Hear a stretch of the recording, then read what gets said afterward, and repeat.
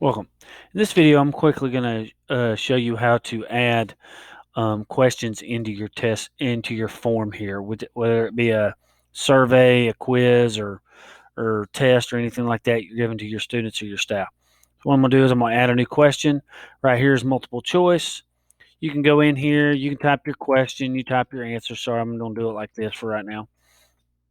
Now, once you've done that, you can add another option. You can add as many as you want. However, I only do 3 to 4.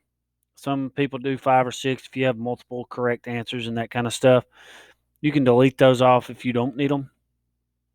So if I only need like a true false here or something like that, then I can do that. But I'm going to add a third one. Now, what you can do here is you have the options to copy this question. Boom, it'll copy the exact same question. You can delete the question.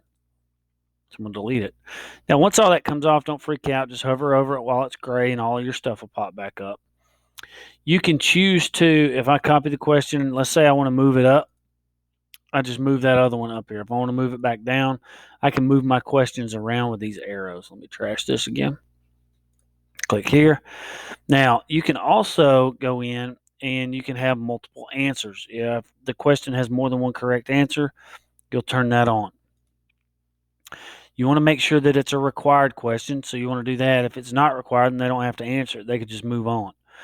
But we will say required. Over here, you have more settings like shuffle options, drop down.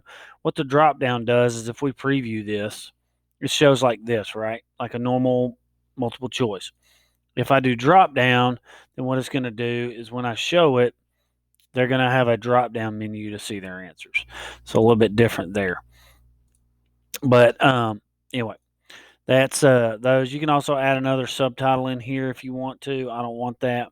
And you can also do branching where it allows them, hey, if they answered this one correct, where are they going to go? If they answered it wrong, they just go to the end of the form and it's over. So you can do it however you want to. We're branching to find the level and what they know. So that's multiple choice. I'm going to add new. This one would be text for like your short answer. Then they would type their answer in here. You can put a picture in if you want. It is required. So that's it. I mean, very simple. A rating. If you want to do a rating, hey, how was this training?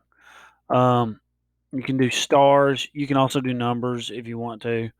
It is required, and you can label the stars. Like 1 was just it was just terrible, and then 5 it was just great.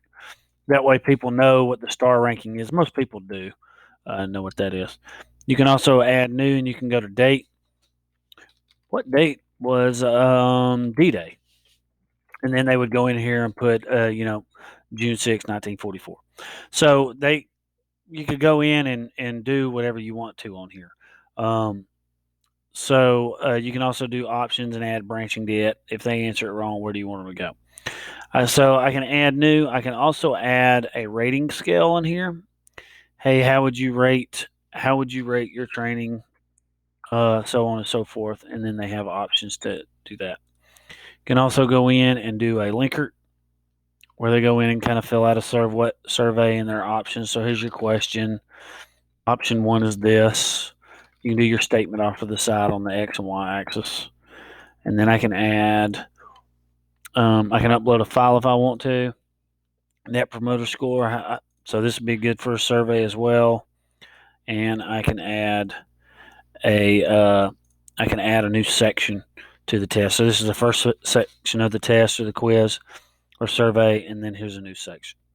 So I hope that helps. Thanks.